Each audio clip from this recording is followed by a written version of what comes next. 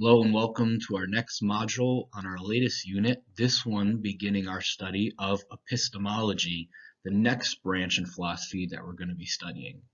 We're going to be looking at four different philosophers, some new, some whom we've met before.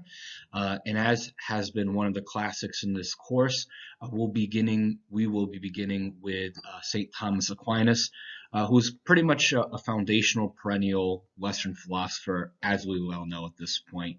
And we're going to use his explanation of knowledge of material and immaterial things as found in his Summa Theologica as a way to begin understanding what is this branch of philosophy that is epistemology.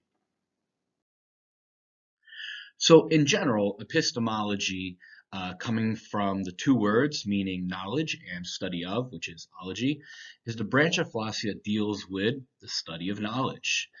Specifically, epistemology looks at what is the nature of knowledge and what is the extent to which knowledge can be known. So if metaphysics deals with the nature of reality, epistemology deals with the nature of knowledge.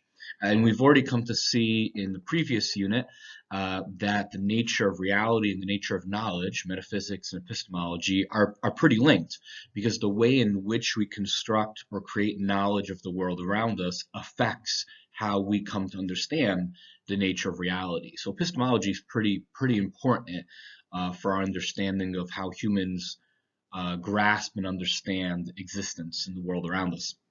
Some of the questions that epistemology deals with are things like, is knowledge even possible? Is it possible to have knowledge? If so, how is knowledge created by humans? What is the relation between human reason and the experience of the world, and how we create knowledge based on our experience of the world? And as a result of that, and this is where, as we saw in previous module with Kant, is our knowledge of the world accurate to some extent? Can we trust it? Is it reasonable to believe that our knowledge of the world is true? So all these different questions fall under the purview of epistemology. In general, philosophers understand there to be three kinds of knowledge. Procedural knowledge, which is the kind of knowledge you get from performing a task or procedure. So knowing how to work through this module, to do your quiz, that you do your quiz first, and then you do the reflection, and then how to write a module post. All the knowledge it takes to just perform those tasks is what we would call procedural knowledge. Acquaintance, or also known as familiarity knowledge, is a knowledge gained through the experience with something. So you might think your familiarity with a subject, this refers to acquaintance knowledge.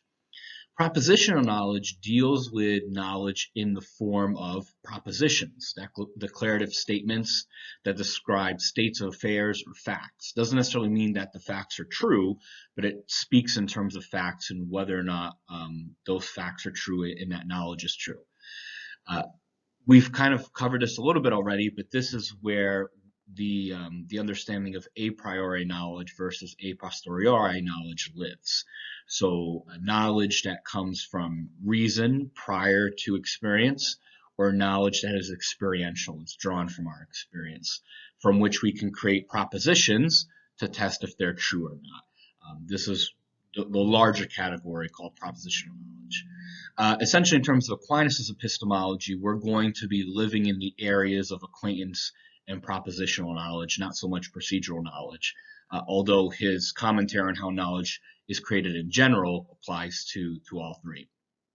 And in part, the work of epistemology is essentially to figure out, we have these different kinds of knowledge, but what knowledge can be known and what knowledge cannot be known.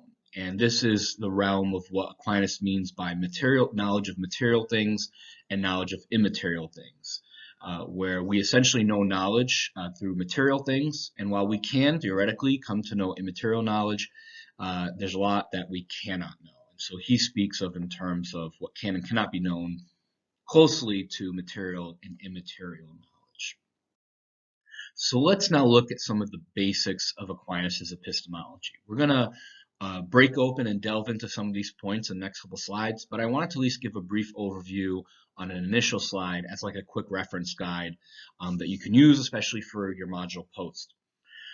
So to begin, Aquinas holds truth to be real. And he says truth exists because eternal truth exists. So Aquinas, especially being a Catholic philosopher, a Catholic Dominican priest, his understanding of the world is very closely linked to divine existence. So because God is real, God holds all truth in God's self, that is God's essence, all that it means to be, and what is and to know is in God.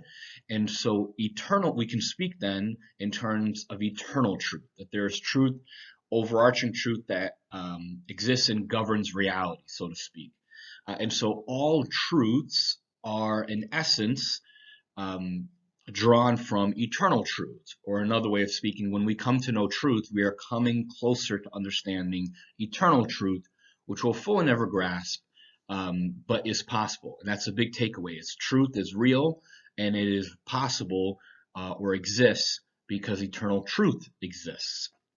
Well, how do we come to know this truth? Well, Aquinas, borrowing from Plato, remember he's very much influenced by the classicist tradition, holds that humans have intellects. These intellects, our intelligence, is essentially a gift from God. It's part of our human nature. We don't do anything to earn it. It's so much it is we are born with it. It is innately part of who we are. And our intellects are what allow us to know truth, and therefore to form knowledge about truth. He does hold that we have intuition, so we can first intuit the truth or come to reason it in some way. And this points to his understanding of the natural law, that there are overarching truths and principles throughout existence that we can come to understand through reason and nature around us. But ultimately, the way we ultimately come to know truth is by applying our intellects to our sensory experiences of the world around us.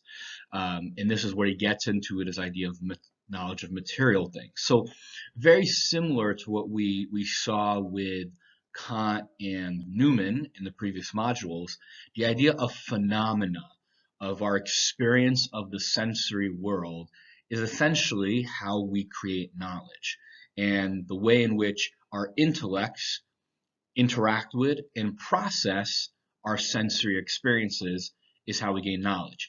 This process, where we as humans live in the world, we interact through our senses, sight, hearing, smell, touch, with the physical world, and then our intellects process our sensory experiences to create knowledge. This process Aquinas calls abstraction. And essentially, the process of abstraction is how Aquinas holds that humans form knowledge of truth.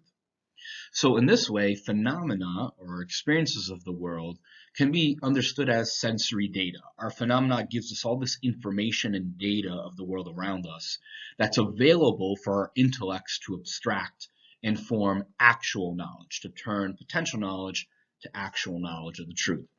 So as a result, what's important to note is a big piece of Aquinas' epistemology is, while ultimately all things are rooted in God, our immediate formation of knowledge is based on the world around us and our experience of it. And so he's going to hold that the natural world is good. And this is where the importance of reason in the sciences is going to embed itself in the Catholic tradition because of Aquinas. Because Aquinas is going to hold the world around us is important.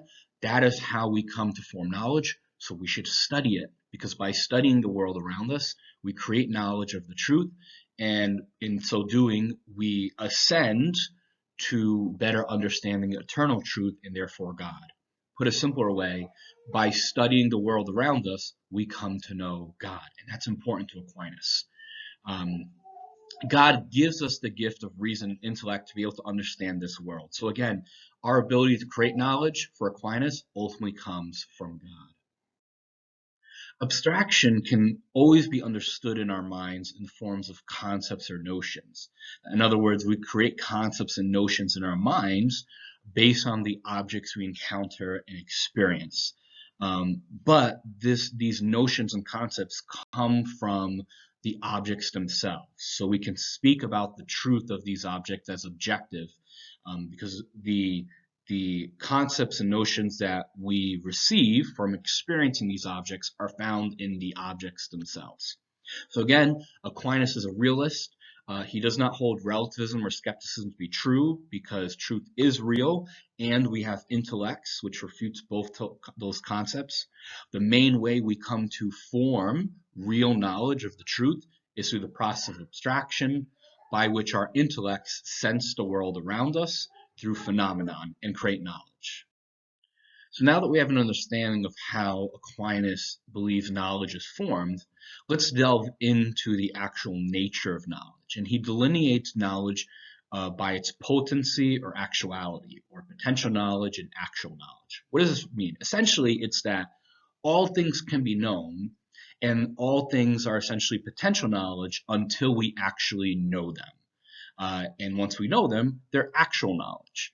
So before you took this course in philosophy, assuming you had no exposure to philosophy, you had the potential knowledge of philosophy. You had the potential knowledge, the potential to know epistemology, to know metaphysics, to know logic. Once you actually learned those branches of philosophy, you had actual knowledge of those topics. So it's really just a way of Aquinas delineating between the nature of knowledge based on our interaction with it. That before we know it, it's considered potential knowledge, and after we know it, it's called actual knowledge. So in this way, we can refer to humans as potential knowers.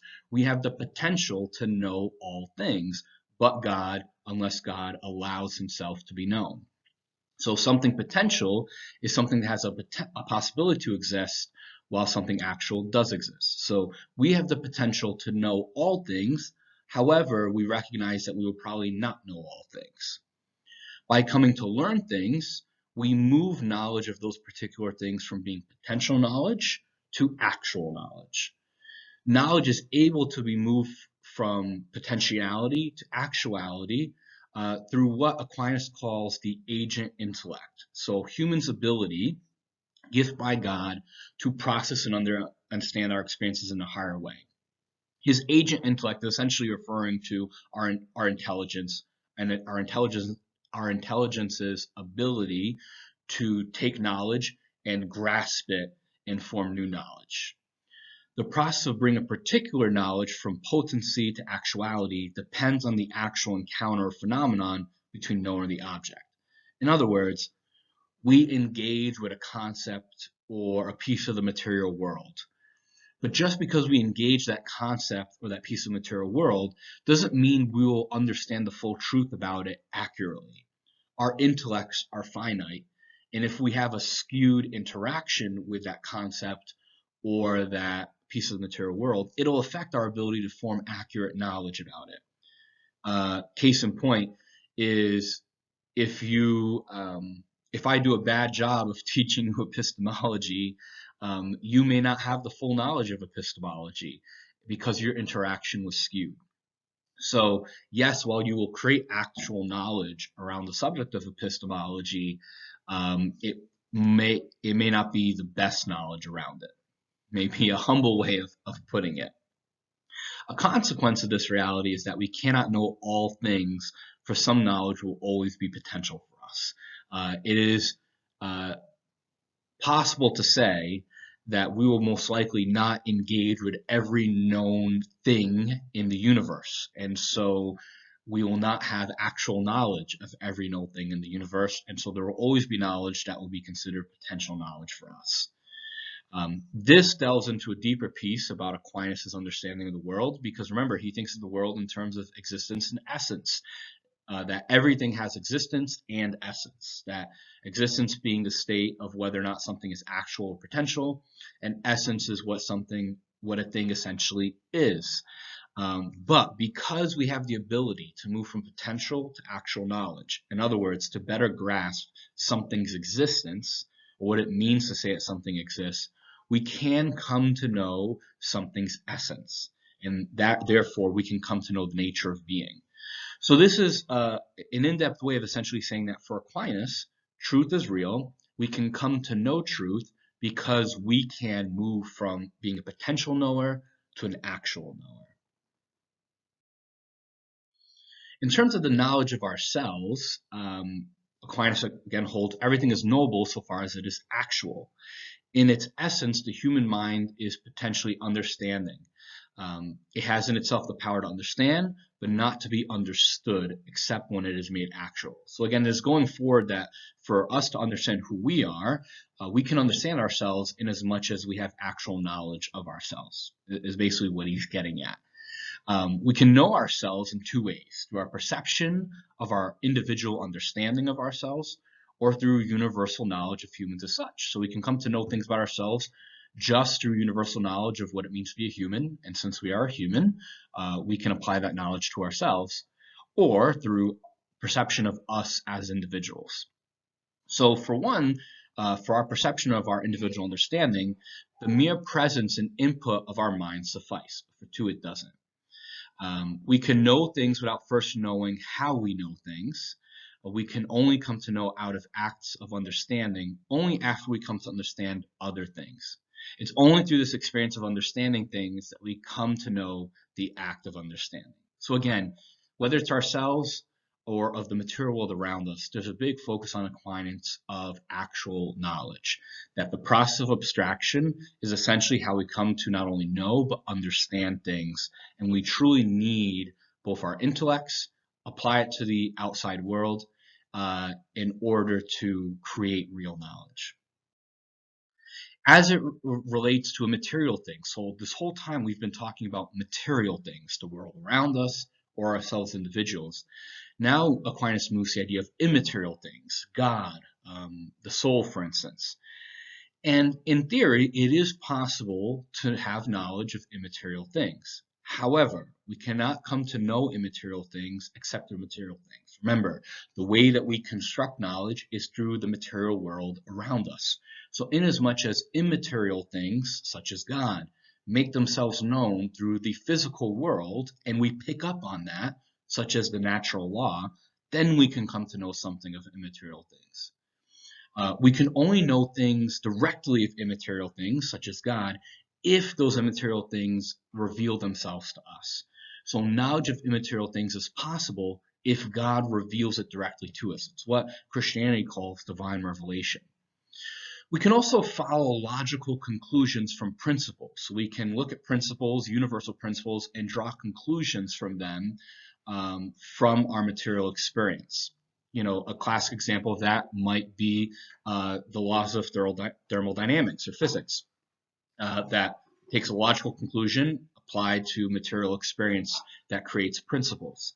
But we cannot be certain of the conclusions because we do not know if the principles hold for immaterial things. So they are true in as much as they hold for material things. So the laws of thermodynamics apply to the physical world. So we can know them to be true in that regard.